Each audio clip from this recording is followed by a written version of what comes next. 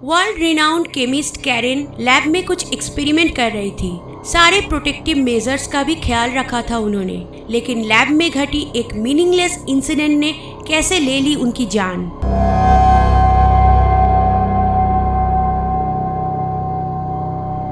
ये कहानी है जनवरी 1997 की। 48 ईयर ओल्ड वर्ल्ड रिनाउंड और Ivy League trained American chemist Karen Wetterhahn को एक दिन हाथ और पैर में टिंगलिंग सेंसेशन होने लगी। वो अनकंफर्टेबल तो था, लेकिन इतना भी नहीं कि इमीडिएटली डॉक्टर के पास जाना पड़े। उन्हें लगा ये कुछ माइनर इशू है, अपने आप ही चली जाएगी 2-3 दिनों में। लेकिन धीरे धीरे कैरेन को लगा कि उसे बैलेंस इशू होने लगा है। चलते चलते अचानक से वो डिसबैलेंस हो रही है, ठोकर खा के गिर जाती या किसी तरह से दीवार की सपोर्ट लेके खड़ी हो पाती। वो खुद को समझाने लगी कि शायद वो बहुत टायर्ड है इसलिए ऐसा हो रहा है, लेकिन डे बाय डे उसे और भी हेल्थ इश्यूज होने लगे। बात करने में भी उसे प्रॉब्लम होने लगी। हर वक्त कान में जैसे कुछ गूंज रही है। उसके आंख भी कमजोर पड़ने लगे। लास्ट 2 महीने में उसकी 7 किलो वेट लॉस हो गया। नोजिया और एब्डोमिनल डिस्कम्फर्ट होने लगी। कैरेन के हस्बैंड उसे हॉस्पिटल ले आए। एडमिट होना पड़ा उसे।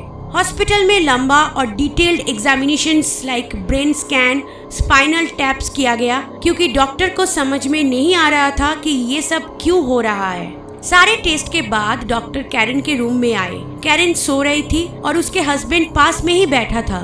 डॉक्टर काफी परेशान दिख रहे थे, क्योंकि टेस्ट का रिजल्ट जो आया उन्हें भी समझ में नहीं आ रहा है। वो डायरेक्टली कैरेन के हस्बैंड से पूछा कि क्या आपके वाइफ की कोई एनिमी है, क्योंकि कैरेन को सीवियर मर्करी पॉइजनिंग हुआ है। उसके ब्लड मर्करी लेवल था 4000 माइक्रोग्राम्स पर लीटर। मर्करी एक ऐसा मेटल है जो इंसानों के लिए पॉइजनस है। कैरेन के बॉडी में इतना ज्यादा मर्करी कहां से आया? टॉक्सिक थ्रेशोल्ड से 80 गुना ज्यादा।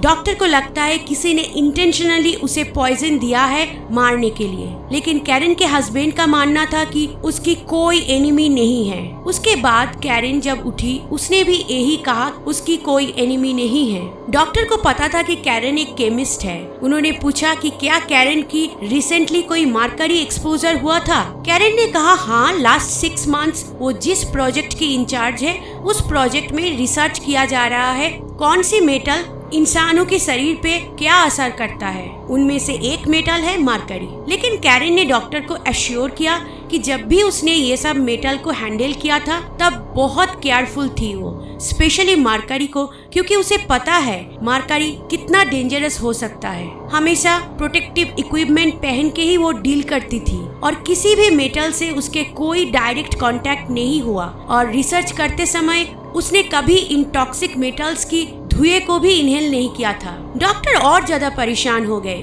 और तभी कैरेन ने बताई कि एक बार मर्करी उसके हाथ पे गिरी थी, लेकिन वो ग्लव्स पहनी हुई थी तो वो इंसिडेंट रेलिवेंट नहीं है। 5 महीना पहले की घटना थी। वो यूनिवर्सिटी की लैब में काम कर रही थी, तभी 1 या 2 ड्रॉप्स मर्करी उसके बाएं हाथ के ग्लव्स के ऊपर गिरी। उसने सारे प्रोटेक्टिव मेजर पहन रखे थे। हाथों में था लेटेक्स ग्लव्स, इसलिए वो कंसर्न नहीं थी। वो श्योर थी कि मर्करी उसके डायरेक्ट स्किन कांटेक्ट में नहीं आई। उसने बस प्रोसीड्यूर फॉलो किया। काम बंद करके उसने वो ड्रॉप्स को पोंछ लिया, ग्लव्स निकाल दी, अच्छे से हाथों को धो लिया था और नया ग्लव्स पहन के काम शुरू किया। कैरेन ने इस इंसिडेंट के बारे में और ज्यादा नहीं सोचा। जो मर्करी कैरेन के हाथ पे गिरी थी वो था डाइमिथाइल मर्करी। ये मेटल साधारण जो मर्करी पुराने थर्मोमीटर में होते हैं उससे अलग है। वो मेटल भी डेंजरस है, लेकिन डाइमिथाइल मर्करी के सामने कुछ भी नहीं।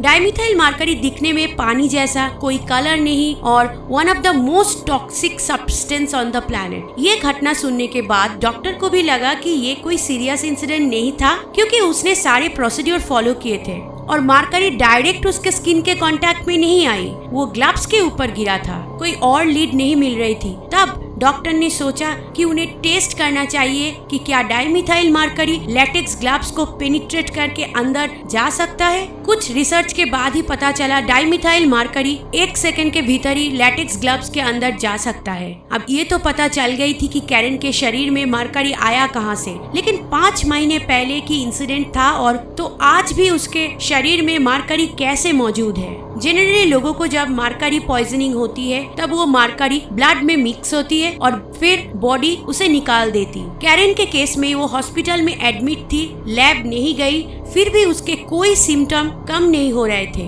अनफॉर्चुनेटली कैरेन के केस में था डिमिथाइल मार्करी, जो साधारण मार्करी से काफी अलग है। It's far more lipophilic than other types of mercury. Lipophilic मतलब ऐसा केमिकल जो फैट टिश्यू के साथ मिक्स हो जाता है, इसलिए डाइमिथाइल मार्करी ब्लड में नहीं ऑर्गन्स में सेटल होती है जहां फैट टिश्यू है। ऑर्गन में सेटल होने के बाद काफी लंबा समय लगता है बॉडी को उसे निकालने में। कभी कभी तो लोगों की मौत भी हो जाती है जब तक बॉडी उसे निकाल पाए। कैरेन जब हॉस्पिटल आई थी तब तक बहुत देर हो चुकी थी। डाइमिथाइल मार्करी उसके ब्रेन में पहुंच गई थी, ब्रेन जहां 60% फैट टिश्यू है। कैरेन की सेंट्रल नर्वस सिस्टम डिस्ट्रॉय होने लगी थी।